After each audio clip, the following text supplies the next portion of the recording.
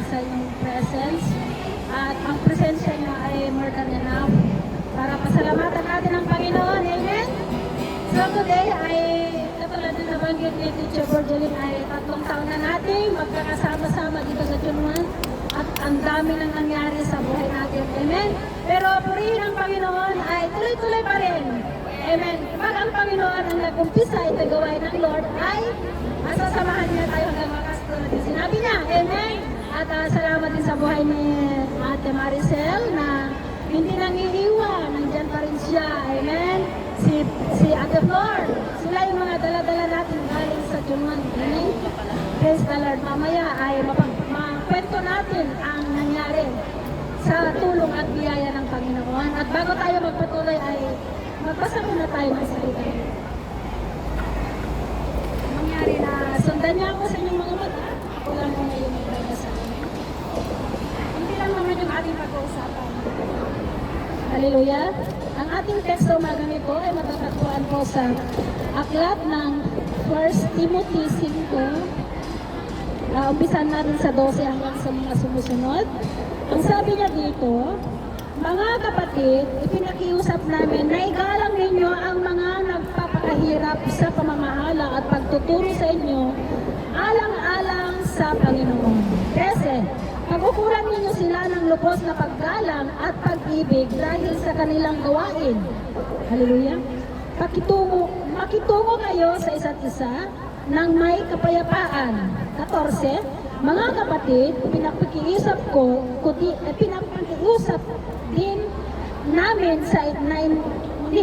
na inyong pagsabihan ang mga tamad. Pasiglahin ang mahihinang loob at kalingain ang mga mahihina.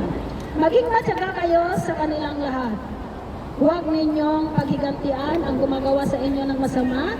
Sa halip, magpatuloy kayo sa paggawa ng mabuti sa isa't isa at sa lahat. 16. Magalak kayong lagi. Palagi kayong manalangin at magpasalamat kayo sa Diyos sa lahat ng pagkakataon sapagkat ito ang kalooban ng Diyos para sa inyo sa inyong pagkikipag-isa kay Kristo Jesus. 19. Huwag ninyong hadlangan ang Espiritu Santo. Huwag ninyong baliwalain ang anumang pahayag mula sa Diyos. 21. Suriin ninyo ang lahat ng bagay at panghawakan ang mabuti. Lumayo kayo sa lahat ng uri ng kasamaan.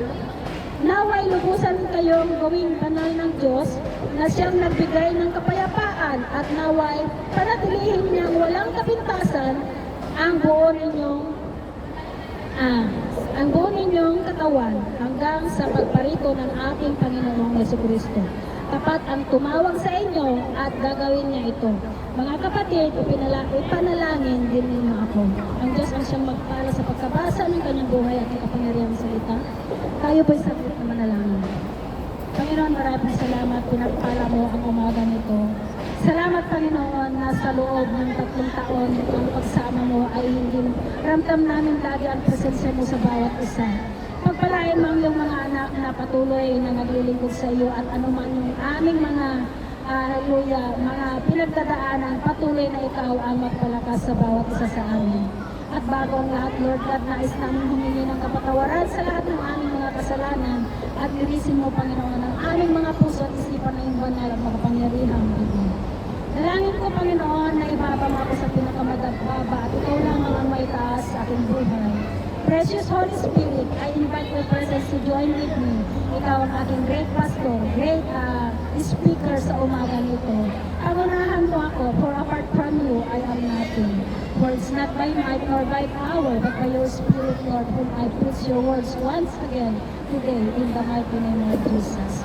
Dalangin ko rin, Panginoon, na buksan mo ang spiritual eyes ng iyong mga anak at maging ang spiritual ear para makita at marinig namin ang nais mo sa umaga nito. Pagpalain mo ang part na ito, maging sa mga kasamahan namin sa tabi, Panginoon, dalangin namin na makipag-join din silang makinig ng iyong buhay at makapangyarihang salita. Ngayon pa lamang, Lord, inaangkin na namin na may katagumpayan ang aming pag-uusapan. In Jesus' name, Amen. Thank you so much. At happy 3rd anniversary. Amen. Marami tayong dapat ang ating topic pala ay pagpapasalamat. Marami talaga tayong dapat pagpasalamat sa Panginoon. Amen? Nagpapasalamat tayo, nagtagumpay tayo pumunta dito sa Hong Kong, at marami pang iba. Amen? Hallelujah. Ganon din kapag tayo may mga sakit karamdaman. Amen? Nagpapasalamat ba tayo kung mayroon tayong sakit karamdaman? Amen? Dapat magpasalamat tayo dahil alam natin na ang Panginoon ang ating dakilang manggagamot. Amen? Siya ang ating great healer. Hallelujah. Isaiah 53 verse 5, sabi niya doon, sa latay mo, Panginoon, magaling na ako. Pag binanggit natin yan by faith, kailangan kasi ang pananampalataya. Pag wala tayong pera, amen? Ang Philippians 4:19, sabi niya doon, and my God shall supply all our needs according to His riches and glory through Christ Jesus our Lord. Amen. At lagi kong hinihiram, pag wala akong pera, lagi kong hinihiram yung pangako ni Abraham, yung sinabi ni Abraham kay Isaac, God Himself will provide. So, nangyayari po, at bago tayo magpatuloy, maikwento ko lang nung nag-aaral pa yung aking anak, no? So, nursing siya, not nursing. Hallelujah. At ang Diyos ay kumikilos by faith. Amen? Sabi ng aking anak, Mama, allowance lang yung binibigay mo, nasaan yung pang-tuition ko?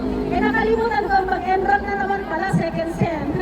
Hallelujah, sabi ko, ay, oo nga pala. Eh, hindi ko sinabing wala akong pera. Ang sabi ko sa kanya, meron yan anak, hindi pwedeng wala. God Himself will provide. So that time, bago ako magluto ng dinner, pero hindi ako bumaba pa na ng hapon. Bumaba ako na yun. Nakita ko yung kaibigan kong matanda, si Grandpa. Sabi ko, hey Grandpa, how are you? So, I'm going to throw away rubbish, sabi niya. So, nakita ko, may mga dala siyang mga basura, may maleta, bagong-bago. Sabi ko, can I have the luggage, please? Ay, you can have it, it's very new. Sabi ko lang. So, di kinuha ko naman, dinala ko dun sa back door namin. Hallelujah. At ang basura, ang maleta na yun, punong-puno ng basura. Mga papeles, mga ganyan. Tapos mga red packet na puro bukas. Sabi ko, Lord, meron ito, di ba? Hindi pwedeng wala. Ayun na, sinukler ko siya. Tapos yung pinaka-last na red packet, hallelujah, may 5 na hindi nga bukas. Sabi ko, ito na yun, Lord, ito na yun. Hallelujah. And we are living by faith and not by sight. Kasi kung ginamit natin yung spiritual na mata, wala talaga, wala lang talaga yung naibigay ko sa anak ko. But we are living by faith. Amen? Pagbukas ko ng isang daan. Amen, sabi ko, purihin ang Panginoon. Yung pangalawa, isang daan din. Sabi ko, magkano ba yung mga anak? Bale, to make the story short, yung 5 red packet na yan, tigo 100 din. Amen? Kaya purihin ang Panginoon. Doon kumikilos ang Panginoon sa buhay natin. Huwag tayo mawala ng pag-asa. Yung pag-enroll lang ng aking anak is 2,000 pwede na, 2,500. So, magkano yung 500? 3,000 plus. Oh, may sobra pa. So, nilab-gift ko na rin sa pastor natin yung sobra. Kailangan pa lang, ganun tayo. We are, naniniwala tayo na kahit wala, may himala. Dito kasi sa JCTV, when the demons is coming out, the blessings are coming in. Amen.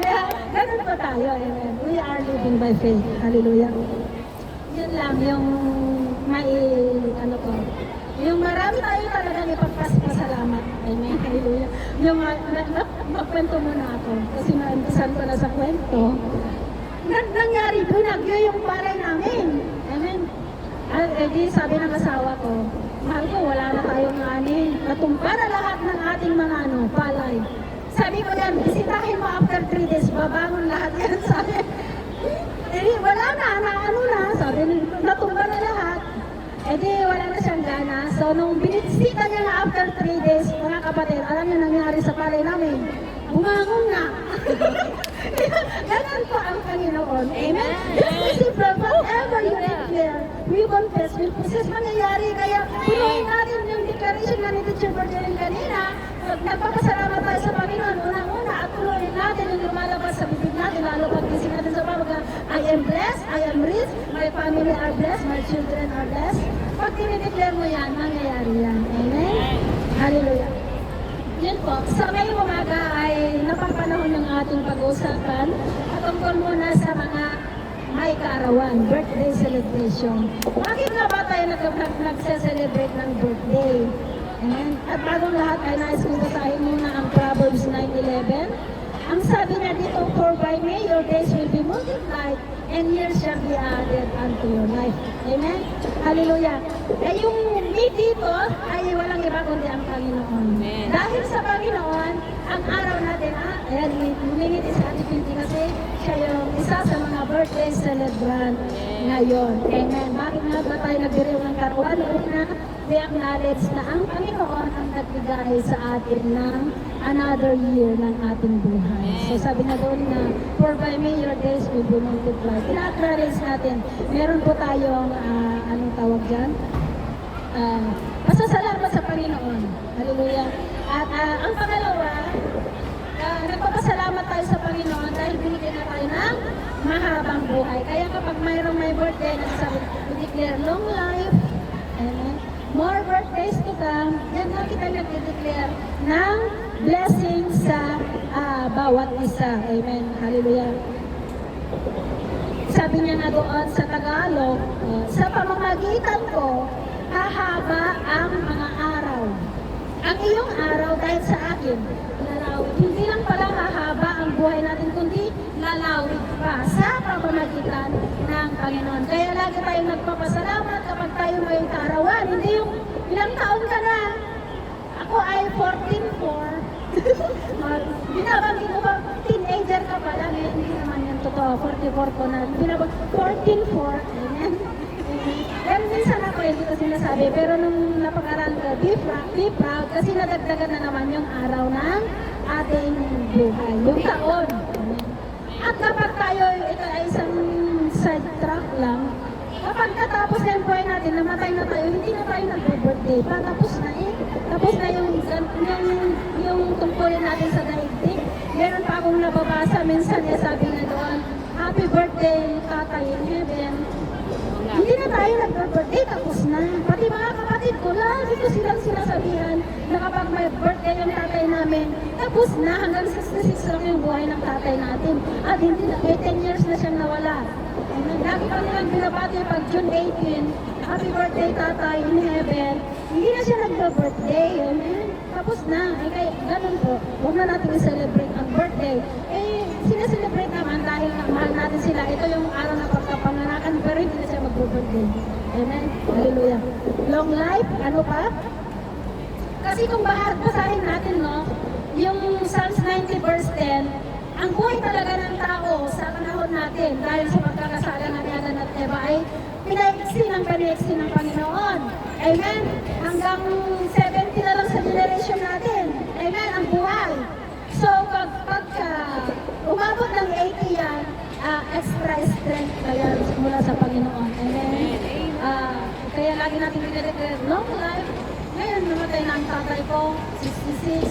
Hindi pa siya nakaabot sa age natin, our generation na 66 siya. Pero ang nanay ko po rin ng Panginoon, 74 na niya. Nakarampas na siya. Malapit na siya sa extra life. Pag nag-80 ng nanay ko, ay hallelujah, extra life na yung tawag ko. Extra.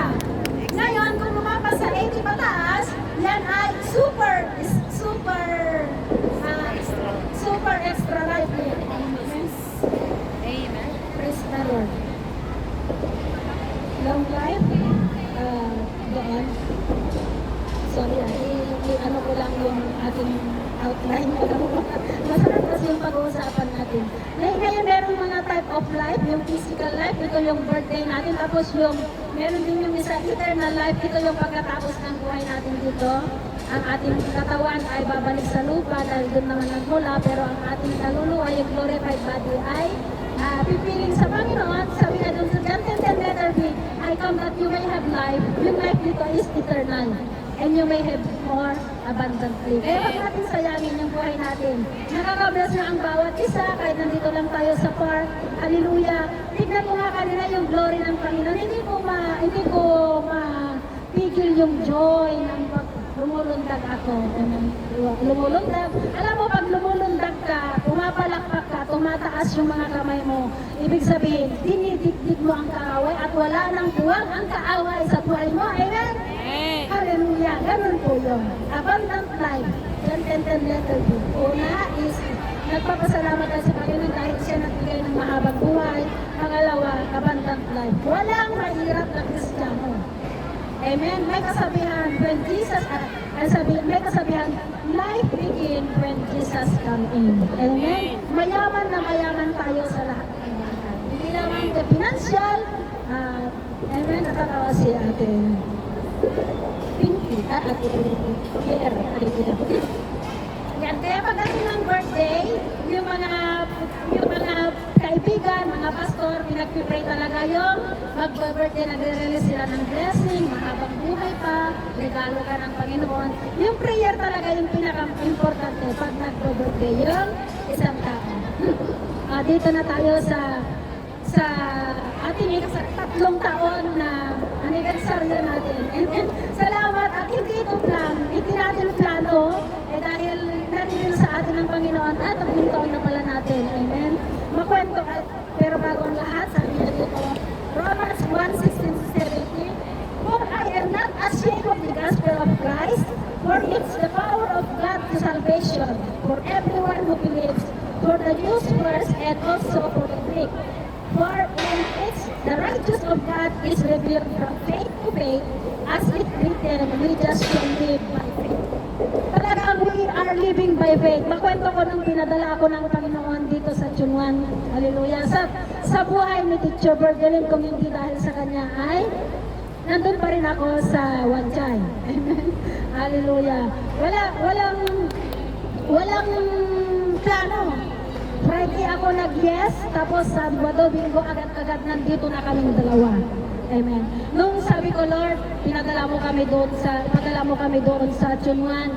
By faith, we always living by faith. Amen. Alam ko, Lord, na yung pinakamagandang lugar ang iregalo mo sa amin. Nung pumunta kami doon sa park, nanalangin na kami. Tapos nung umakyat kami doon sa pinakamagandang kubo, talagang tinarget namin yung kubo. Yun ang talagang pinakamaganda. Amen. Parang corona siya. Hallelujah. Tapos nandun si Ate Alma. Sabi, ilan kayo? Galing siya sa amin. Sabi ko, huwag kang mag-alala ate, dalawa lang naman kami. Pwede pa kaming mag-share ng salita ng Panginoon. Huwag mong patagalan. Lilistan, gano'n siya magsalita. Kami naman ay naunawa namin kasi ramdam namin may karga. Sabi namin, ate, nananampalataya ka ba? Yung tinatanggap namin siya, tapos sa prayer na iyak siya. Doon siya natuwa sa amin. Amen? Sila ni na Pepe, sila yung naano namin doon. Pero hindi pa agad-agad na amin yung kubo, atin yung kubo doon. Doon lang kami, nagsiservice, tapos after that, kumakain kami saan doon sa paligid. Dala-dala namin yung baon namin. Munggo pa yung baon namin, ang sarap-sarap. Hanggang sa sinabi namin na pwede ba dito na lang kami kakain. Di doon na, kumain na kami. Hanggang sa nawala na sila at tayo na yung naipalit sa kubo. Kaya sabi ko, ang bait mo talaga, Lord.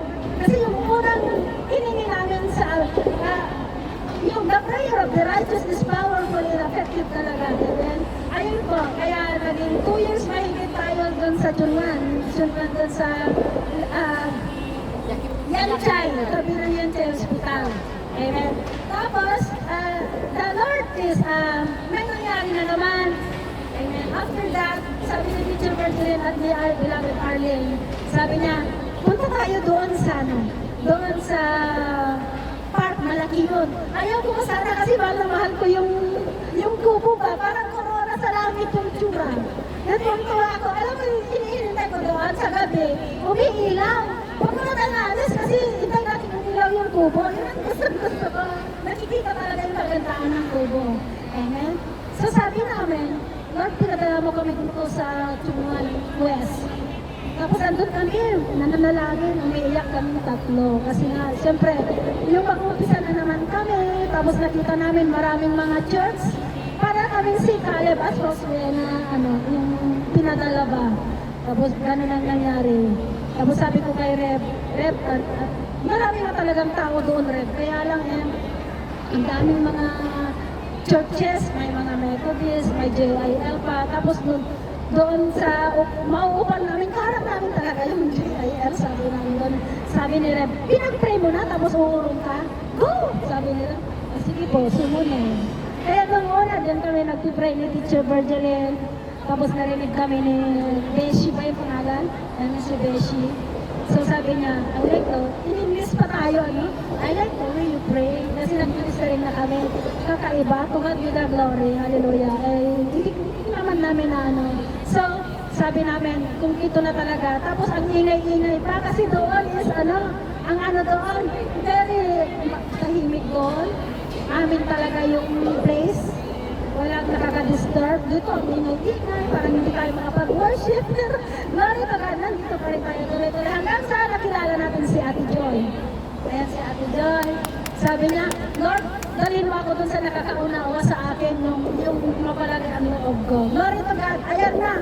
Nag-usap na sila ni Teacher Berlin. Sabi ko, panoon doon tayo kasi para mayroon tayong privacy ka. Hindi, ito. Sabi ni Teacher. Pinagpilitan niya talaga. Pinagtawan niya yung lugar na ito. Amen. Kaya purihin ang Panginoon. Hanggang sa nakilala natin si Ate Marlene and company. Ito yung mga pinag-pray natin. Yung, Lord, patalag mo naman kami ng mga anointed, ng mga kasi inaamin ko naman yung katotohanan na hindi talaga ako mahilig sa music.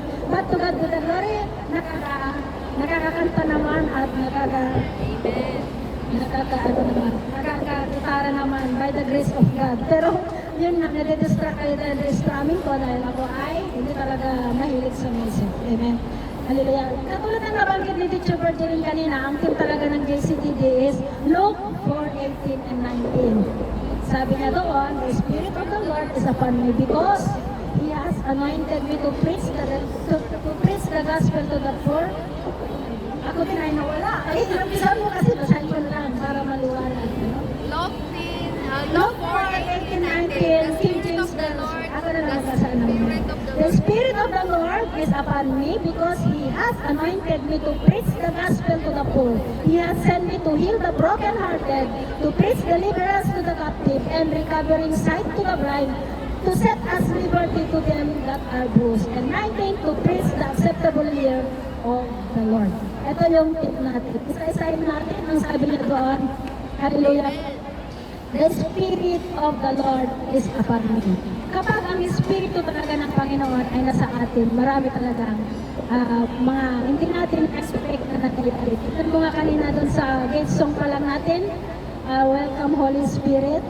At tignan mo yung pagkilos ng Panginoon. Talaga ramdam na ramdam natin ang Panginoon. It doesn't matter mga tao, pinipicturan tayo. But because the Spirit of God is with us, talaga naman na bumagsak ang kapangyarihan ng Lord. Amen? The Spirit of the Lord is upon me. Tapos,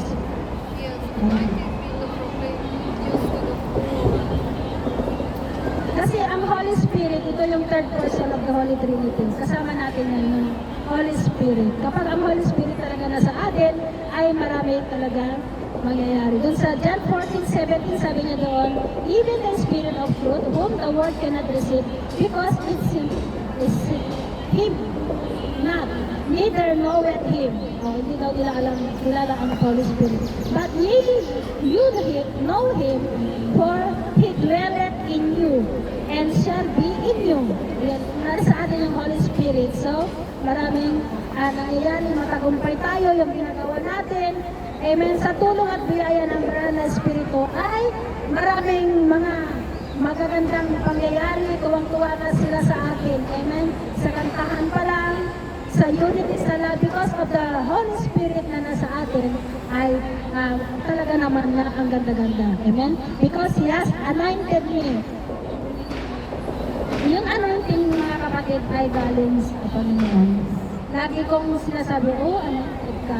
Lagi kong sinasabi, hindi ako marunong, but anointing makes the difference. Nagtataka ka, sabi mo hindi ka marunong, pero you see, what happened? It's because of the anointing na tinanggap natin sa Panginoon. Amen? Kaya tayong lahat, meron tayong anointing. Everybody is anointed. Amen, amen. Anointing. It's a gift from the Lord. He has sent me to heal the brokenhearted. Alam mo kasi itong, hindi agad-agad yan eh. Yung mga deep wounds, ayan, through prayers, matagal talaga yan. Matagal talaga hanggang sa marilis ka. So, nandito tayo para magtulungan. Ano man yung mga deep wounds from the past, kailangan talagang i-renounce it, keep praying, at hindi mo na mamalayan, hindi na masakit. Kahit pinag-uusapan na, hindi na masakit. Kasi hindi mo na yun may babalik eh. Kasi sayang na lang yan ng buhay natin. natin. Mga karanasan na yan, mga bahagi ng kasaysayan ng ating buhay. Nangyari na, tanggapin na lang. Amen? Doon po, pag na-release na yan, nakalaya na tayo sa tanikala ng kaaway. Kasi minsan, ang kaaway talaga pinapaalala yan. O diba, ang sakit-sakit ng ginawa ng asawa mo sa iyo. Ayan, oo nga, ang sakit. Kaya maghigan, kaya ni Mr., kaya ni Mrs. Kaya ano nangyari? Edi, naghiwalay na. Pero purihin ang Panginoon dahil tayo na sa deliverance. Matuto tayong magpatawad, tanggapin. Hindi yan agad-agad kasi it takes time. Ang pagpapatawad, lalo pag kayong masakit, kayong mga pamilya natin ang nakasakit sa atin, talaga naman na sabihin mong nakapagpatawad ka na pero in the inside, nandun pa rin. So, sabi niya doon, He has sent me to heal the brokenhearted, to preach deliverance to the captive and recovery sight to the blind. Kaya tayo nandito para magtulungan ipahayag ang salita ng Panginoon. Kasama natin ang Diyos. Hallelujah. Tapos, to set us liberty to them that are bruised. Yung bruise nito ay ang mga, yun nga, mga sakit, karamdaman, mga alalahanin. Ito yung bruise na sinasabi dito. Ay mga, nagkakaroon ng himala yung ating mga panalangin. Mai-share ko lang din sa inyo yung nangyari sa pamangkin ko na siya ay matagal na silang mag-asawa ng kanyang asawa. So sabi ko, kailan mo ba kami bibigyan ng gwapo at magandang apo? Si tita wala nga, hindi nga kami nakakabuo, sabi niya gano'n. So sabi ko, sige na, ilay-hands mo, true phone. Ilay-hands mo yung tiyan. At mag-pray tayo, mag-declare ako na magbuntis ka na before the end of this year. Sabi ko sa kanya. So, kaya lang manampalataya ka. Opo, tita. So sabi niya, so nung pinag-pray ko siya, to make the story short, before December last year, nagbuntis na siya. So nanganak siya noong October. Pero bago siya nanganak, nung mga 4 months na yung pinagbubuntis niya, nagkaroon na naman ng bukol yung kanyang matris sa labas. Sabi ko, Lord, hiningin naman namin ito sa'yo, bakit ganun na naman yung mangyari? So ang gusto ng doktor is operahan. Sabi ko, hindi ko makapayag kasi hiningin natin yung sa Lord, anak. Nandun na siya sa delivery. Ano ba yun? Operating room, nasa OPD ba tawag doon? Nandun na siya. Sabi niya, tita, andito na ako mga 3 o'clock daw, is operahan na ako. Ano? Sabi ko, naglalakad ako sa kalsada. Mag-pray ulit tayo sa Lord, magrarami tayo sa langit. Amen? Di sabi niya, Panginoon, inano ko na, I rebuke it, ikaw bukol ka sa matris ng kapamangkin ko, matunaw ka sa pangalan ni Kristo Jesus. Sabi ko, tapos sabi ng OB-GYN niya, sige na, i-ultrasound na kita ulit, sabi ng OB-GYN. Sabi ng OB-GYN, inulit pa talaga, nawala yung bukol niya, glory to God. Natumawag yung aking pamangkin, sabi niya, umiiyak siya, sabi niya, tita, ang lakas mo sa Panginoon. Bakit? Nawala, hindi na ako pirang tita, uwi na lang ako. Glory to God, kasi alam mo ba na this is to God with the glory ang kabutan ng Panginoon. Hindi ako kundi ang Panginoon. Kailangan talaga pananampalataya. Nakatipid ako ng more than 100,000 pesos. At ayun na, yung minsan na isi-share ko, yung batang ma-cute, ang ganda-ganda, 1 year old na siya. Ayun, God is good. Andito tayo para kung ano man yung mga panalangin natin, kailangan talaga manampalataya tayo. Why? Because Jesus Christ is the same yesterday, today, and forever.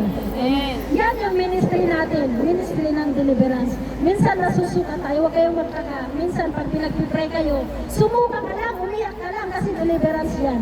Amen? Dito talaga, kaya minsan may mga dala-dala kaming supot kasi minsan pinag-pray yan. Pag sumuka ka, ilabas mo. Kasi karga yan, nandyan lahat yan. Amen? Minsan, witchcraft. Witchcraft spirit is, kung mas malakas yung nag-witchcraft sa iyo, siyempre, matagal yan talaga hanggang sa makalaya ka na. Kahirapan, untimely death, yan yung minsan na nangyayari sa atin. Maganda dito sa deliverance talaga kasi na yung mga untimely death, ibig sabihin, yung namamatay ka sa aksidente, wala ka pang gustong edad na mamatay ka na, nagkakasakit ka na, yung ipag-pray mo yan na ma-destroy. Kasi kung break yan, maaari pang bumalik yung sumpa. Pero pag destroy generational curses, yan ay talagang mawasak na mawawala sa buhay mo. Why? Because sabi niyang Luke 4:19, I have given to the power. Meron na tayong exercise to trample down the snake and the scorpion and nothing will harm us. Amen. At yung mga nagsasalita tayo sa atin ng hindi maganda, meron tayong panlaban dyan. Isaiah 54:17. Yan yung mga verse ng deliverance. No weapon that is formed against you shall prosper, and every tongue that rises against you in judgment you shall condemn. For this is the heritage of the servant of the Lord, and his righteousness is for me, declares the Lord Almighty. Sabi, Panginoon, sinabi mo sa iyong salita, ipaalala mo sa Lord. Amen? Amen. Ayan, yung mga ano natin dito sa deliverance. Kaya purihin ang Panginoon para buhay natin lahat at patuloy lang, tuloy-tuloy lang. Habang tayo patuloy na magkakasama, makikita nyo kung ano talaga yung ministeryong ito, Jesus Christ, the Deliverer. Pure on deliverance po talaga. Lalo pag makaharap natin yung mga, ano natin, mga reverends, bishop, ikaganyan, malilay, ma-slain ka na talaga. Amen. Pag ginaganyan ka, ma-slain ka na. Sa kapangyarihan ng Espiritu na nasa kanya. Amen. At ang pangatlo nating pag-uusapan ay ang buhay ng mga pastor. Ngayong month kasi ng October ay sineselebrate talaga yung pasasalamat sa mga pastors month. Ganun din sa school, yung mga teachers day, mga ganyan. Buwan ng October talaga sineselebrate. Amen.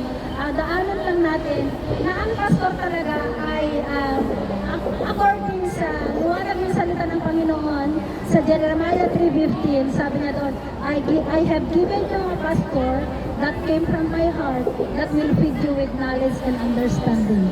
Yan yung mga pastor na tumatayo at nagtuturo sa atin ng salita ng Panginoon. Amen? Kung si Adan ay galing sa putik, si Eva naman ay galing sa tadyang ni Adan. Amen? Subalit, ang mga pastor, sa liwanag ng Jeremiah 3:15, galing sa puso ng Panginoon.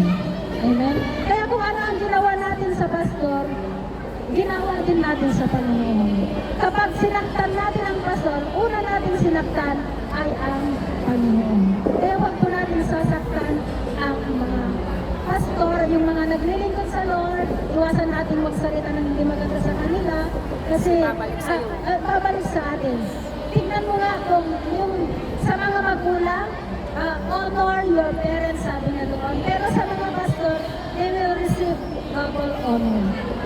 Nakalimutan ko yung verse doon, double honor.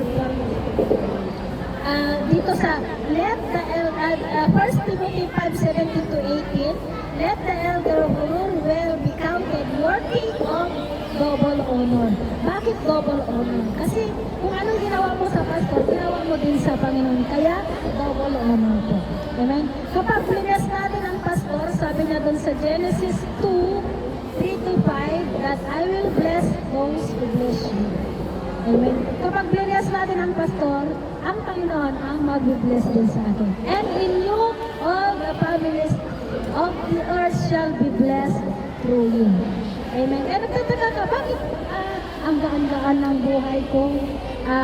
Hindi naman ako nahihirapan. Everything is small things. Kasi mapagmahal ka sa pastor mo, tinutulungan mo, nagbibit-bit ka ng mga gamit. Amen. Kaya salamat sa ating mga buhay. Talagang mga regalo po tayo lahat ng Panginoon dito. Alam nyo ba na malaking tulong talaga. Kung kami lang ni Teacher Virgilin ang magbibigit ng mga gamit, naku, hindi mo na alam kung ano nangyayari. Amen? Pagod na kami dumarating. Pero purihin ang Panginoon, tayong lahat ay may kanya-kanyang dala. Amen? May mga nagluluto. Praise the Lord. Amen. Salamat. Lahat ng ating mga ginagawa ay para lahat sa Panginoon. Hanggang doon na lang tayo nagtatapos. Amen?